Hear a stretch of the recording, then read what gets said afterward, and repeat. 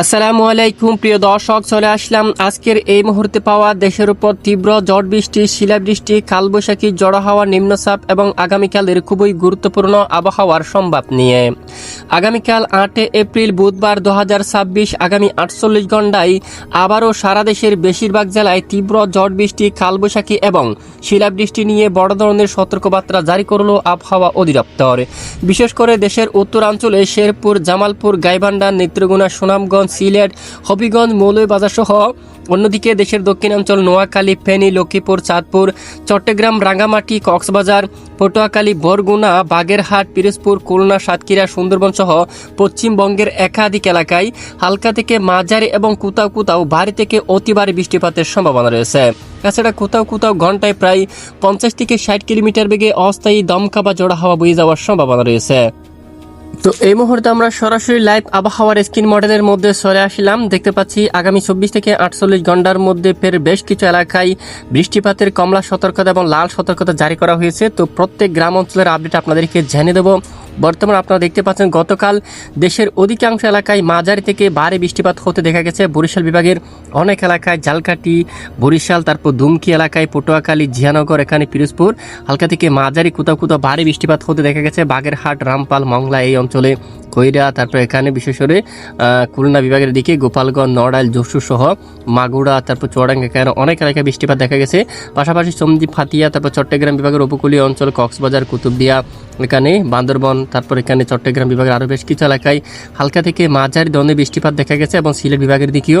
তো আগামী 24 ঘন্টায় আবারও বৃষ্টিপাত নিয়ে সতর্কবার্তা জারি করা হয়েছে। আগরতলা, বিজয়নগর, এদিকে আমবাচা, তারপর এদিকে দেখুন এখানে পানিসাগর এই এলাকার দিকে, শ্রীমঙ্গল উপজেলা, তারপর মৌলভীবাজার, নবীগঞ্জের দিকে, হবিগঞ্জ এদিকে এবং কিশোরগঞ্জ, তারপরে এসে টাড়াইল, কেন্দুয়া এই এলাকায় এবং বিশ্বনাথ, সিলেট এখানে বজ্রসহ বৃষ্টিপাত হতে পারে। বিশেষ করে দেখুন প্রায় 26 মিলিমিটার পর্যন্ত মাঝারি থেকে ভারী বৃষ্টিপাত হওয়ার সম্ভাবনা রয়েছে, বিশেষ করে মঙ্গলবার 7 এপ্রিল নাগাদ। এছাড়া এদিকে চট্টগ্রাম বিভাগের কিছু কিছু এলাকায়ও বজ্রসহ বিক্ষিপ্ত আকারে বৃষ্টিপাতের সম্ভাবনা থাকবে।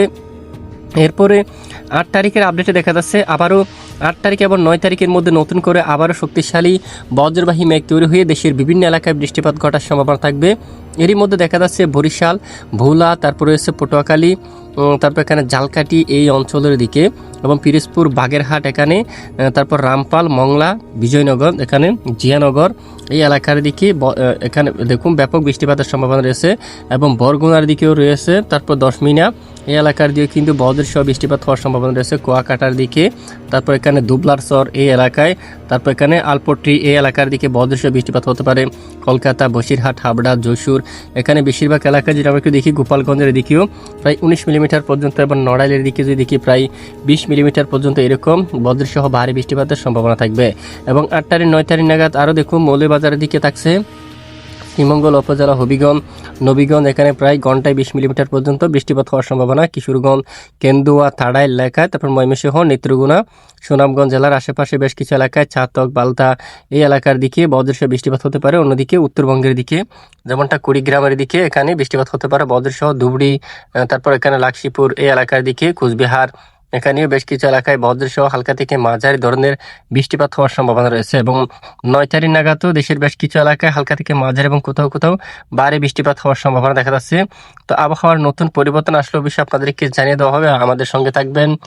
তো ইতিমধ্যে আমরা সরাসরি বায়ু যাত্রা মোড়ে চলে আসলাম। পরবর্তী 72 ঘন্টায় দেশের বেশ কিছু এলাকায় দমকা বা ঝোড়ো হাওয়া নিয়ে কিন্তু সতর্কবার্তা কিন্তু দিয়েছে আবহাওয়ার মডেল। এর মধ্যে বাংলাদেশের উপকূলীয় অঞ্চল, টেকনাফ, কক্সবাজার, উখিয়া, সেন্টমার্টিন ঘন্টায় 50 কিলোমিটার পর্যন্ত দমকা বাতাস বয়ে যাওয়ার সম্ভাবনা রয়েছে এবং কক্সবাজার, কুতুবদিয়া এখানে ঘন্টায় 50 কিলোমিটার পর্যন্ত দমকা বা ঝোড়ো হাওয়া বয়ে যাওয়ার সম্ভাবনা থাকবে। উপকূলীয় অঞ্চল হাতিয়া, চরপেশন, তারপর কলাপাড়া এবং দিকে পত্তরঘাটা সহ মঠবাড়িয়া, মির্জাগঞ্জ, জিয়ানগর এখানে 40 কিলোমিটার পর্যন্ত দমকা বাতাস প্রবাহিত হতে পারে। বরিশাল বিভাগের দিকে দেখুন বরিশাল, তারপর দিকে ঘুরুনাদি, টুঙ্গিপাড়া, কাউকালী, বাগেরহাট এই অঞ্চলে, খুলনার দিকে দমকা বাতাস বইতে পারে। তারপর রয়েছে এখানে বাঙ্গাউন, তারপরে দিকে বিশেষ করে খড়চাঁদপুর এলাকা, দামোহদা এবং পশ্চিমবঙ্গের অনেক এলাকায় দমকা বা ঝড়ো বাতাস কিন্তু বয়ে যাওয়ার সম্ভাবনা কিন্তু দেখা যাচ্ছে দেখুন। এবং সাগর কিন্তু উত্তাল হতে পারে কিছুটা।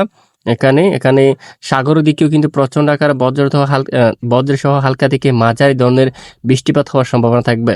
উত্তরে ময়মনসিংহ, তারপর সরিষাবাড়ি, সিরাজগঞ্জ, সিংড়া, বগুড়া, গোড়ারগাঁও, রাজীবপুর, গাইবান্ধা, এখানে মাদান, সিলেট, মৌলভীবাজার সহ এখানে অনেক এলাকায় ঘন্টায় প্রায় 40 কিলোমিটার পর্যন্ত দমকা বাতাস বয়ে যাওয়ার সম্ভাবনা থাকবে। প্রিয় দর্শক, এ হচ্ছে মূলত আজকের আবহাওয়ার বিস্তারিত আপডেট। এটুকুর সাথে থাকার জন্য অসংখ্য ধন্যবাদ।